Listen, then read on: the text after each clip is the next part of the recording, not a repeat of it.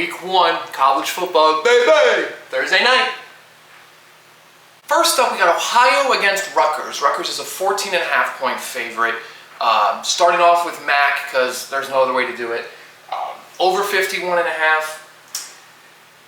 Ohio's just coming off their MAC title. I was talking about MAC, I can't even talk about the MAC. Ohio's coming off their MAC title. A lot of guys came and gone, so that's a whole new team. Rutgers is replacing 7 guys on defense. Rutgers is kind of just middle of the line. They did an okay year last year in the Big Ten. They're going to play all 3 teams from Ohio. They're going to play Ohio State, they're going to play Ohio in Miami, Ohio. So not much to expect from Rutgers. Ohio, the MAC is wide open as it is every year, so they're putting their place for it.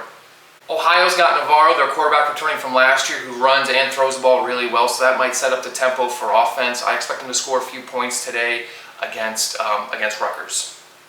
Averages about 36 points a game, so I'm going to hammer the over. I think Rutgers will score just enough. We'll score over around 36, and Ohio will score just enough. I am hammering Rutgers at minus 14.5. I think Rutgers is going to it's going to be too much for Ohio. I think Ohio will score enough points. We'll score some points. We'll do enough on offense with Navarro as their quarterback, but a lot of changing pieces for Ohio.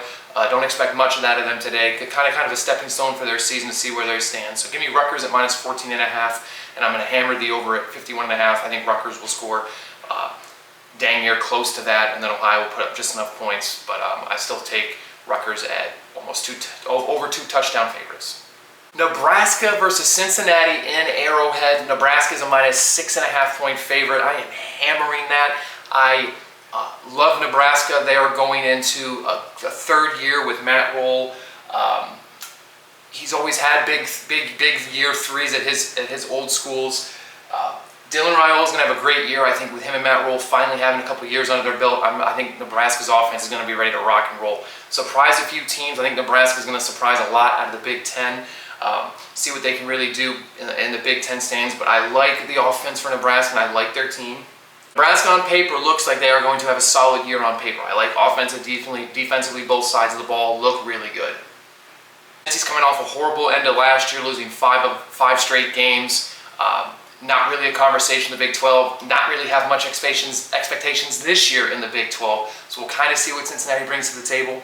Hammering the under at 51.5. Nebraska's defense contains their opponents and holds them under 28 points. Cincinnati scored 24 or less in the last 8 games. So Cincinnati doesn't score points, and Nebraska keeps teams from scoring points. So I'm hammering the under. Give me Nebraska, huge at Arrowhead, going to be a great game. I'm taking Nebraska at minus 6.5. Looking to see what Nebraska can do. I think they have a setup for a good season. We'll kind of see what goes on from there. Matt Rhule is still in the hot seat. They don't do well. Matt Rhule's gone. Next, we got Wisconsin against Miami. Miami, Ohio. Miami, Ohio is a 17.5-point underdog. I'm hammering Wisconsin. Wisconsin also has a big year 3 for Luke Fickell. Luke Fickell's also on the hot seat. You could have those two coaches be gone mid-year. Wisconsin did not have a good year last year. Really looking to flex their muscle. Their schedule is really, really tough. So today's going to be a day to really flex their muscle and really show what they got as a team. I'm hammering the minus 17.5 for Wisconsin. I think they're really going to put on a show because they need opportunity to show what they can do, and this is perfect time for it. Ohio's got a young offensive line that I think Wisconsin's lost a lot of their star power from the defensive side of the ball. Not much explosion on offense, not a real way to score points, no real run game. So Miami's got a lot of questions, and I don't think they're going to score enough points. So give me Wisconsin at minus 17.5.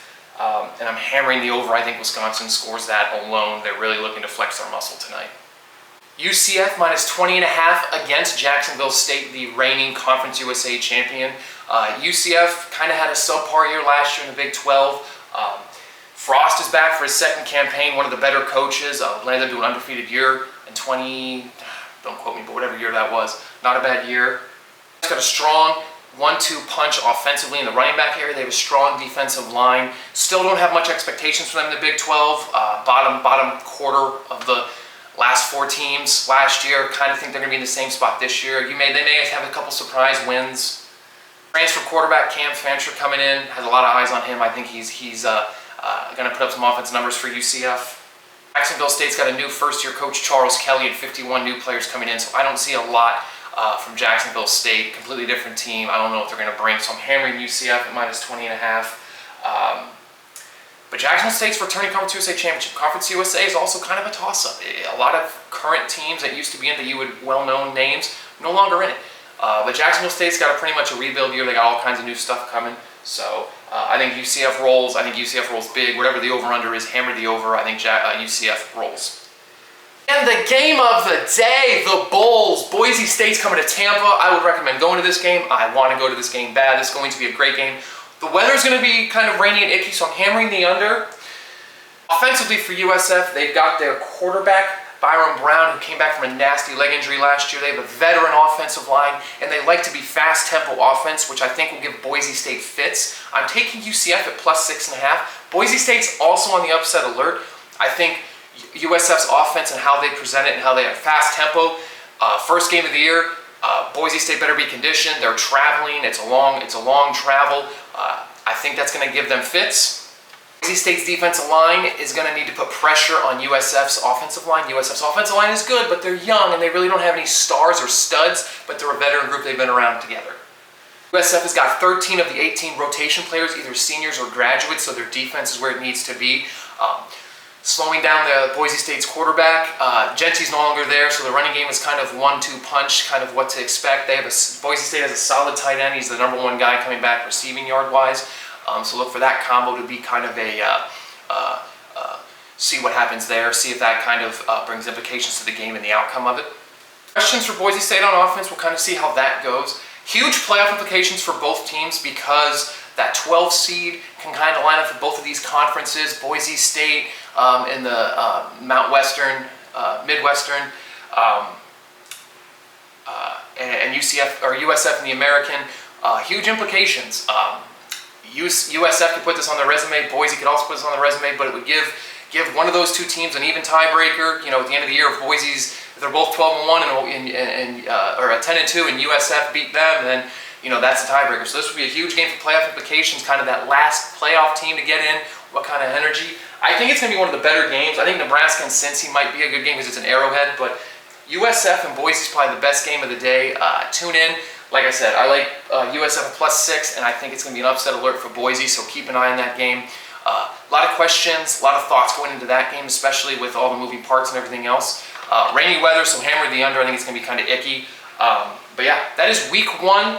College football Thursday night. We are uploading like crazy, so thank you and tune in.